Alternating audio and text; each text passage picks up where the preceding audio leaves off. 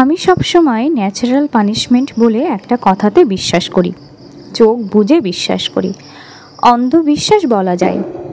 আমি নিজের বেলায় দেখেছি, জীবনে কোনো দিন 10 টাকা যদি চুরি করেছি, আমার পকেট থেকে অন্য কোনো না কোনোভাবে 20 টাকা চলে গেছে। হয়তো আমি টের পাইনি, কিন্তু গিয়েছে। আমি অন্যায়ভাবে কাউকে কষ্ট দিয়ে থাকলে সেই কষ্ট আমার জীবনে শান্তি হয়ে ফেরত আসতে বাধ্য। প্রত্যেকটা মানুষ তার খারাপ কাজের ফল পায়। প্রত্যেকটা মানুষ কেউ আগে পায়, কেউ পরে পায়। কেউ এমনভাবে ফল পায় যে সে বুঝতেই পারে না সেটা আসলে তার পাপের শাস্তি, কিন্তু সে ফল পাবেই, এটা এড়ানো যায় না। এই কথাগুলো আপনাকে যুক্তিতর্ক করে উড়িয়ে দিতে পারেন। আগেই বলেছি, এটা আমার অন্ধবিশ্বাস। বিশ্বাস নিয়ে বিতর্ক চলে না।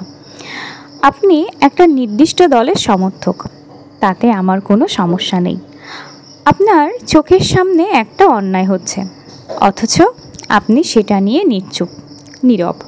কারণ অন্যায়টা করেছে আপনার দলের মানুষ, আপনার কাছের মানুষরা। আপনি তাহলে একটা হিপোক্রেট। দুদিন গেলেই সবই ভুলে যাবেন, সবাই ভুলে যাবে, আমিও ভুলে যাব।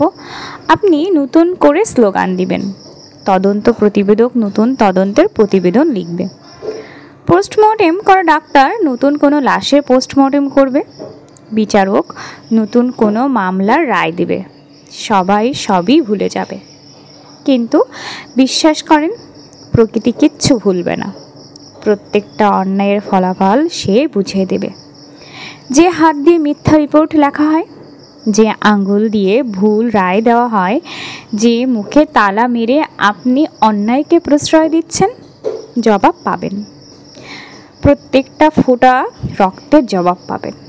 ধমনী কেটে যাওয়াতে ছটপট করতে করতে যে ছেলেটা জল জল বলে পানি খাওয়ার আগেই মৃত্যুর কোলে ঢলে পড়েছিল, তার প্রত্যেকটা বিন্দু বিন্দু যন্ত্রণা আপনার জীবনে কোনো না কোনোভাবেই ফেরত আসবে। বিশ্বাস করেন, সবাই ভুলে যাবে, প্রকৃতি কখনো কিচ্ছু ভুলে না, ভুলবে না।